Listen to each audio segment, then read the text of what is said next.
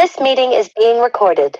Welcome, everybody, to another episode of Masks Off. I'm Kim Gross, and I'm so happy to be here with you again. And I have a guest today. I have Cari with me, and I'm going to start with, is this quote yours, by the way? What quote was that? Yeah, the quote is, so let me read it, and then you can tell me if it's yours or if it was just one that you love. You shared with me, be the parent you wish you had. That's just something that I say. It may be a quote. I'm not really sure, but that's been my motto ever since I found that I was pregnant with my first child, is that's an affirmation and something I just kept saying, all is well, all will be okay. Just be the parent that that you wish you had. Yeah. And I love that. And that is just so profound, and wish that I had done the same back in the day. But anyway, we'll jump into that shortly. So let's begin. That's a saying that you share. Love it. Now, so then tell us about yourself. Who are you? What do you do? What makes you tick? Tell us all about Cari. My name is Cari Fund. I live in Miami Beach. I am a mom of 2. And I am working really hard, especially this past year, breaking generational trauma, that cycle, so that I can be the woman that I was born to be, the mother that I was born to be, the mother that my kids deserve. And this past year, I started writing the book. I honestly feel that I was born to write. My healing has been the priority, and the book is secondary, but I have found that through my healing and through my sharing, that it has just really woken me up to a reality that I didn't know really existed. And honestly, the veil of perfectionism was really preventing that as well. I am a recovering perfectionist. I did take your quiz yesterday, and I do have some stuff to work on. It was a great quiz, by the way, and I highly recommend people taking it. Thank you. But a lot of the questions that I would have been like, definitely, I found myself more in the middle. So it's a progress. Everything, healing and working through perfectionism and lifting up that veil it isn't linear. You're going to have bumps. You're going to have big bumps, little bumps. But every time I hit one of those little bumps in the road, I realized, wow, I'm so far along than I was 5 months ago, a year ago, the 15-year-old kid, So I always just find myself in a better place, a higher place, a more positive place. My passion really right now, since I started writing this book a year ago and starting my toxic parenting awareness platform, is really to help other fellow cycle breakers or other people who are looking to break cycles, to sort of like turn their pain into power and shift to more positive parenting practices. I mean, I have found that, it's in those tiny shifts, those little shifts every day, that can cause like the greatest reaction, the greatest effect. And it's not really like focusing on this outcome, like, am I the best parent? Am I the most perfect parent?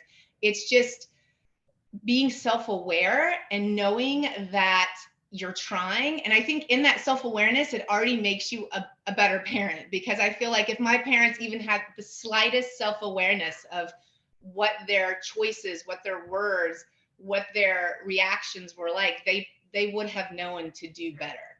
So I may not have had the best parents or the most perfect parents, but they did teach me something. I'm learning from their mistakes. So I look at my past as something positive, because the alternative isn't going to make me a better person. I feel like in this past year, just connecting to myself and this personal growth that I'm going through, the veil of perfectionism is just lifting ever so slightly. And every day it's just like a new world that I'm seeing. And I think the perfectionism thing in me has really stemmed from when I was a child, because it was probably like maybe only a couple months ago, I literally had this breakthrough. And I realized that, seeking unconditional love from my parents, or seeking their attention, or actually even trying to do something to like interrupt their fighting and their bickering and their toxic ways, I thought, like, first place trophies, awards, being the perfect little behaved girl, having the perfect body, all of these like external things were going to validate me, was going to like shift them away from everything that they were doing and to focus on like, wow, look at my child. It didn't work. It never works. Never does. Never does. And I realized I was getting some temporary like fulfillment from like teachers and coaches and trophies, but that doesn't last long, because I think at the end of the day, a child only wants to be loved by their parents. A child only wants to, they really just want to know that your parents want to be with you and they love you no matter what. So, but that took decades for me to realize that. I mean, whether the city I moved to, the graduate school I chose, the way I treated my body, the way, all of those things. I mean, I continue to wear that perfectionism mask because it probably wasn't until this past year when I really started digging down deep and realizing that physically, mentally, emotionally, spiritually, all of my pieces of me had to come together so I could like live this beautifully healthy, wholehearted life. Being physically this was not helping me spiritually or mentally or emotionally, because those damaged, traumatic pieces were still inside of me saying, hello, Cari, knock, knock, we're not okay. You still have to deal with us. Hello, we're still here. And I have found that connecting all the pieces of me have really allowed me to live this like wholehearted self. And it's making me a better, happier woman, a mother. Yeah. And a better role model. Like, I mean, honestly, if I wouldn't have had kids, I don't know if I would have pulled the trigger on this. It started when I got pregnant because I was terrified of being the parent that I had. I was terrified of passing down any of these things. And especially the perfectionism, because the perfectionism has caused me so much, like, really, that's the thing about perfectionism. It's caused me so much pain. But at the same time, it's just a little piece of me, I remind myself. And I also have to thank it, because it has served me in some ways. It pushed me to be successful. It pushed me to study hard. It did protect me in some ways, because there are probably, times when I was living young in New York City and things like that, or traveling, that like I could have put myself in dangerous situations or gotten hurt. But the perfectionist in me was like, no, a nice young lady or a good girl wouldn't do that, or that's too risky. So I will thank my perfectionism hat. Thank you for serving me the things that you did that were well. Thank you for protecting me. Thank you for pushing me, into reaching goals. But it's no longer needed. Yes. I love that you say that, because it is so true. Like, it's not about shunning or what's the word I'm trying to think of? Like cutting off from that part of ourselves. It is about integration, because if we want to come into wholeness, and you keep talking about this wholehearted living, and I talk about coming into wholeness, we have to integrate all the parts of ourselves, because if we stay in that place and that energy of, I don't like this part of me that overeats. I don't like this part of me that my body looks this way. I don't like this part of me that gets anxious and nervous. As long as we're cutting off those parts of ourselves, we are going to stay disconnected and not be able to come into wholeness. So, and people will say, but I can't love my body. I hate my body, or I hate my wrinkles. I hate this. And it's not always about loving, but about integrating. Can you just include, like I always tell people, can you just begin with just allowing space for that to be there just a little bit? And then in time, it will get to the place where you just said, you can thank that part of yourself, because at the end of the day, you're right. It is about protection. That's why we start to take on those behaviors, those patterns, those masks, is to protect ourselves, because we also feel that we have felt at some point that it was not okay to be our true selves, like to show up authentically as a child was unsafe at times. So we had to learn how to protect ourselves. Like you shared, when your mom and dad were bickering, your little girl mind was like, okay, maybe if I can just perform and perfect and I can bring home good grades and the trophy, maybe they'll stop arguing. Maybe they'll stop fighting. Now, did it work? No, but that's what your little girl was trying to do, was to protect. Yes. And I so resonate with everything you shared, because I did the same thing when I was little. I just, in order to stop the chaos, I performed, I perfected, I was pleasing. And like, maybe if they just put their attention on me doing all these great things, they'll be happy. Yes. And I mean, and that's the thing, is like, even if I would have failed at all of the things I went after, good grades, positions, if I would have been I wouldn't have gone down the path of body dysmorphism and eating disorder. If I had done everything, if I would have failed miserably at everything, it would have not changed one thing in my life. I still would have been sad and unhappy. I still would have been striving for their unconditional love and their attention. And, I think that's so important, as someone who's a recovering perfectionist, because it's always going to be, work. But I was never responsible for my parents' emotions. They were adults. I was a child. Like, I don't know what makes children take on those responsibilities. I know in my case, my parents, especially one of them, put a lot of their emotional responsibilities and things on me. Oversharing is a big thing. I think involving your children in adult conversations and things like that is a no-no. I think we tend to just want to, the love between a parent and child is a two-way street until it's not, because kids always tend to just love their parents, and parents tend to sometimes not show the unconditional love back. So I think realizing that I wasn't responsible for their emotions, also seeking external validation and love, it does not replace internal validations or self-love. It does not. A little sooner in life. I think if I would have known as a child that, I am worthy of love. And I think it starts with knowing the importance of that. You have to love yourself. And I think maybe, I think all children start off that way. I think all children have the most beautiful spirit, and they're born and they have all of these good things about them. And I think when you're in a toxic home or you have toxic parents, it just starts to rob them, of everything that they were born with. And, unfortunately, we carry that throughout our lives, and it develops and leads to other things. And then I think also, realizing that perfectionism, like, it doesn't exist. It's fake. It's this grand illusion that I lived through with my entire life that led to only fear and nothingness. It just robbed me of joy for decades. And that's a really scary thing. That's something you can create in your own head. It is really scary. And I will say, because my kids are a little bit older, they're 23 and 20, and yours are how old? 8 and 5. 8 and 5.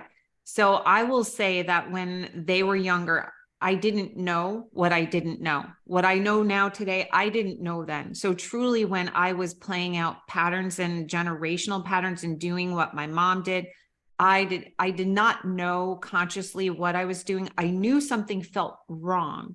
Something felt off. My relationship, especially when I think my son was 13 and my daughter was 10, and I had just been introduced to Dr. Shafali. We talked about her. She was a keynote speaker at a conference in New York City. It was on mindfulness in schools. And since I was a teacher before, I'm like, well, let me go check this thing out. And she was the keynote speaker. And I'm telling you, from the beginning of her speech to the end, I cried the entire time, because she just spoke to my soul. She spoke to my heart. I knew the way things were with my kids was not the way I wanted it to be. There was something that was being struck inside of me, like in every fiber of my being. I knew I wanted to change something. So I started following her, reading her books and blah, blah, blah, and realized that it was all about healing myself. And it was like, conscious parenting is about raising the child within me. It's about healing the child in me. And it has nothing to do really with my kids per se. And as I started to do that, when I did know better, I did do better. Mhm. As I did heal the wounds inside of me, I started to show up differently. I was aware of my patterns. And so I say all that to say, like, because you had mentioned something about how we just take on this way of being when we're little, like this perfectionism, and it's happens so unconsciously. It happens below the surface Yeah. of our awareness, of our consciousness. And until we know, we don't know. And now I can't ever imagine going backwards. I can't ever imagine going back to that place where I was.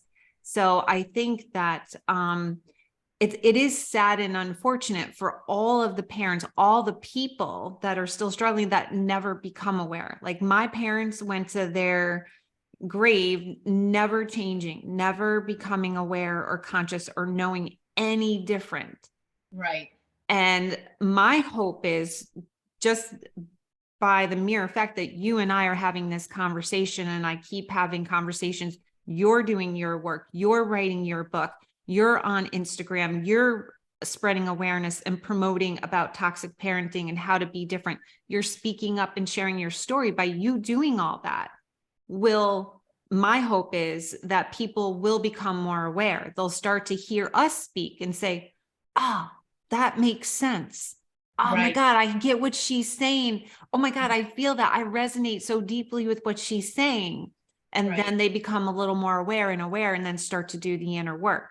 Because as you said, and I totally agree with you, the only way to change all this is to heal from within. You have to go in and heal those parts of yourself.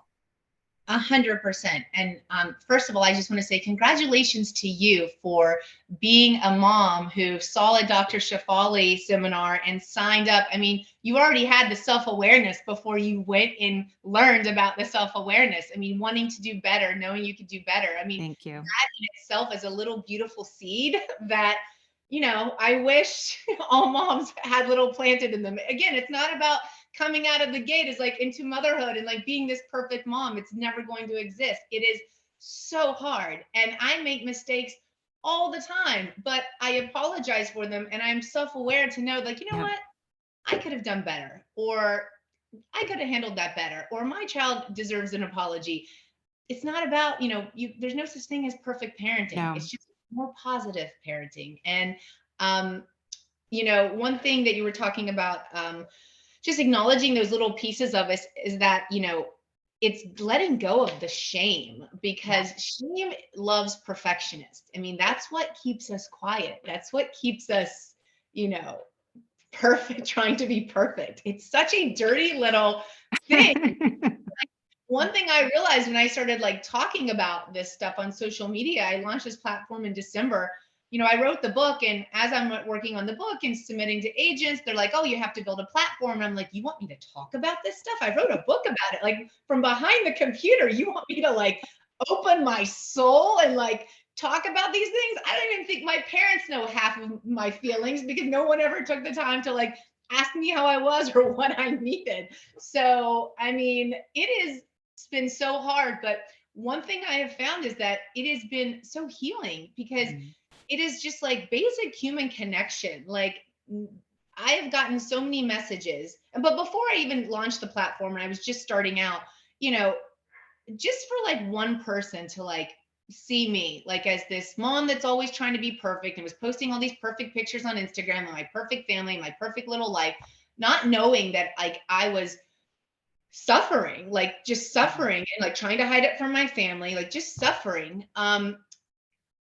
I mean, I feel like, you know, we all just are craving human connection, or just for somebody else to be like, me too, or yeah, that's really hard. And, you know, I'm not a therapist, I'm not a doctor. I am a child of two emotionally immature parents that have survived my toxic upbringing, that am becoming the woman in my 40s that I was always meant to be, and will do anything for my children.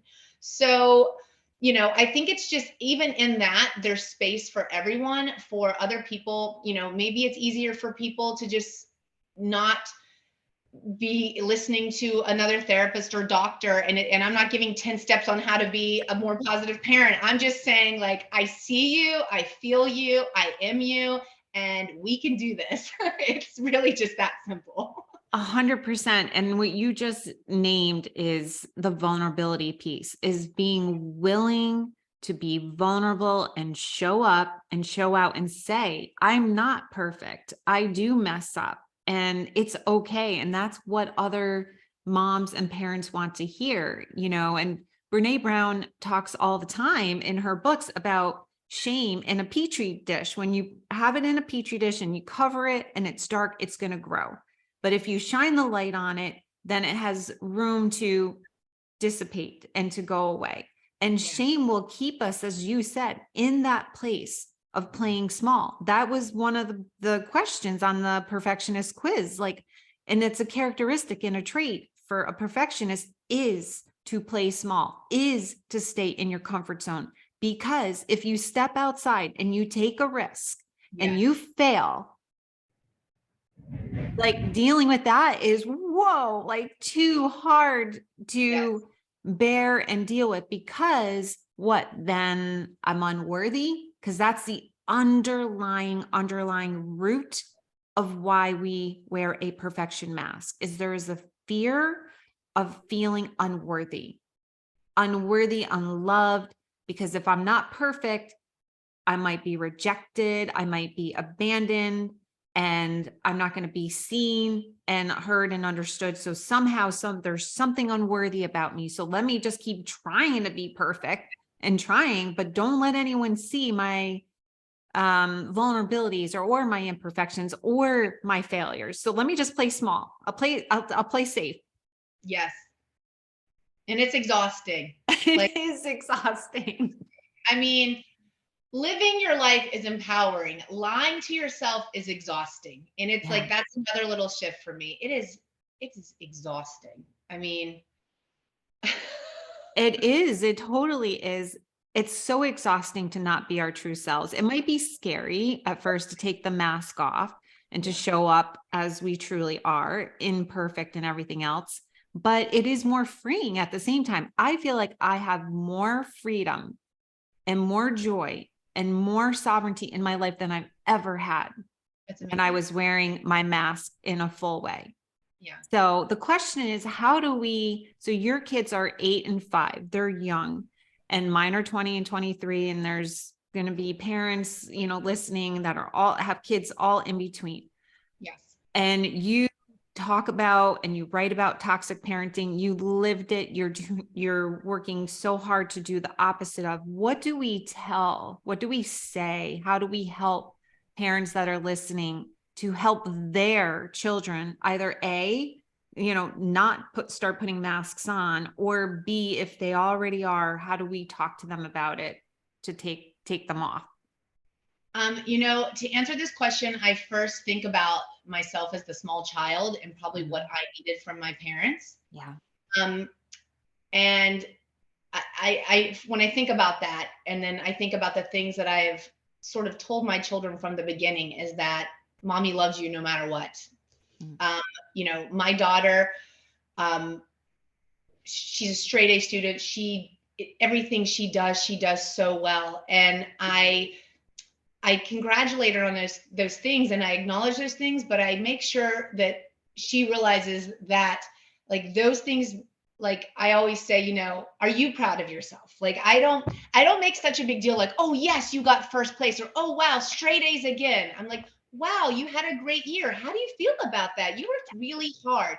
I just watch my words. I mean, I think the first thing for me is I make sure my kids, no matter what they do, what they choose to do, what they choose not to do, that it makes them happy and it brings them joy, that I will love them no matter what. They don't want to go out for the soccer team, they don't test well on something, it's just a letter. It doesn't, I just remind them that these things don't define them. No matter what they do in their life, I just want them to have joy, and I just want them to be happy, and that I will always love them. And those are the things that I just keep reminding them of. I mean, I think knowing that they are, having them know and understand what unconditional love is, and no matter what they do, whether they do amazing at something or they fail at something or they make a mistake or they do the wrong thing, it's a mistake. We learn from our mistakes. We don't define who we are and our value, especially with how what their parents think of them based on anything external. I just want them to know that they're loved, and I want them to feel loved, and I just want them to have joy, because at the end of the day, I can go back to my childhood bedroom and I can look at those hundreds of trophies and medals and those grades, and without joy and without happiness Yeah. and without knowing that my parents, I didn't have that unconditional love, it doesn't mean anything. Doesn't mean, 100%. I mean, what is it? It's decorations. It's all just Yeah. decorations. It's like Yeah. decorating a dead Christmas tree. Mm. Ornaments on a empty, hollow, dead Christmas tree. It's like, I don't Yeah. know. 100%, 100%. Like that is so awesome and amazing. It's such a gem, because that's the key, is to let our kids know that they are loved no matter what. They're loved because of who they are and not because of what they do. Right. Once I started with the Shefali stuff and I started changing my awareness, I would, with my kids, so they were now like getting into teenage years, every Christmas, every birthday, I would give them a card, and I would write in the card, and I would tell them how much I appreciated their essence, the qualities about them that they came into the world with, not about what they were doing, but who they were. Like I would say, my son is always so honest and he has so much courage and so much bravery. My daughter is so loving and so sweet, and just like I would just say how much I appreciate those things about them, I love that. rather than like what they do.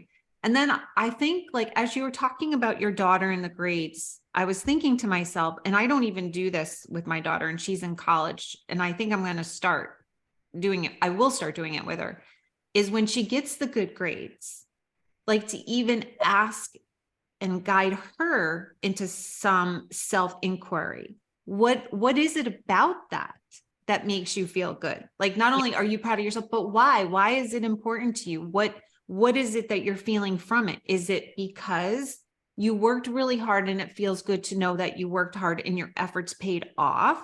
Or are you comparing yourself to your classmates and that feels good? So, and then just pointing out the difference, because comparison is a part of that perfection mask, and it is the death of our creativity. It's normal.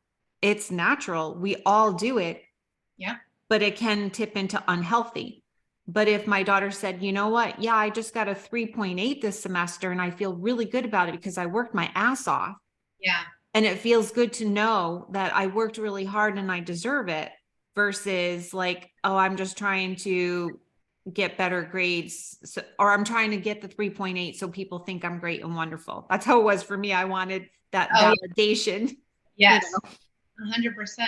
But see, it's all that self-awareness you have. I mean, I just feel like that's the secret ingredient. And I mean, again, I just want to mention, like, everything I just said that I do, it just made me think of an example, just to show parents that, like, you can make mistakes and there's no such thing as a perfect parent. About 6 months ago, my daughter's played tennis since she was 4. She loves tennis. She has just been a natural at it.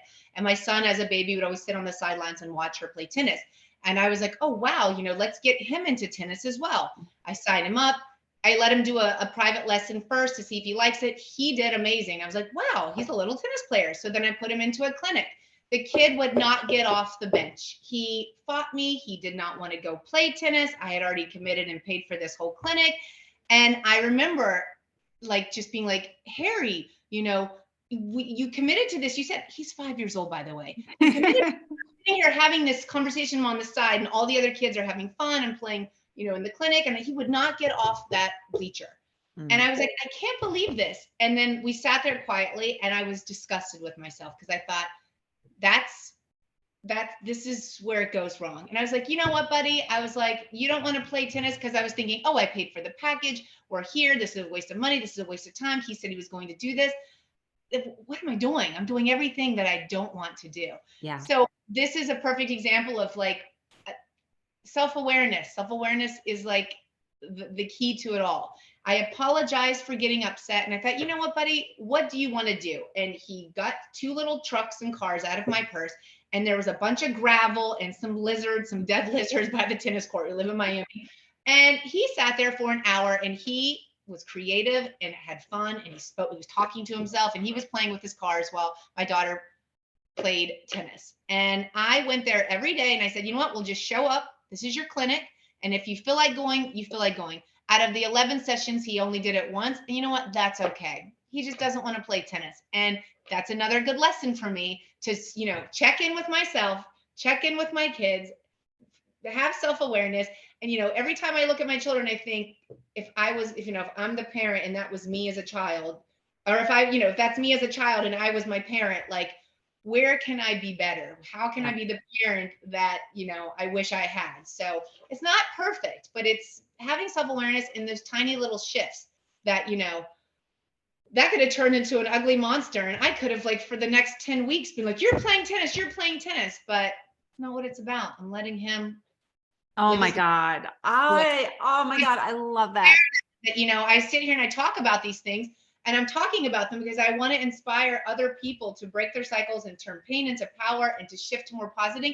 But I'm a work in progress. Everyone is a work in progress. Parenthood is hard. It is so hard.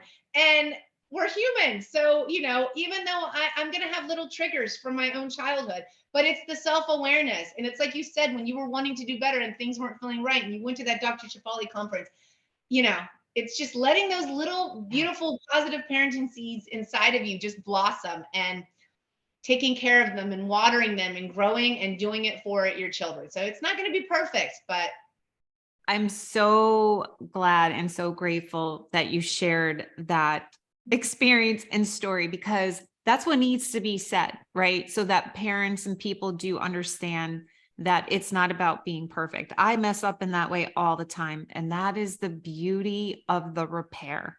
yes. That's the beauty of the repair, but you can't repair until you're aware. And it's about pausing and saying, just like you did, like, okay, I have a choice.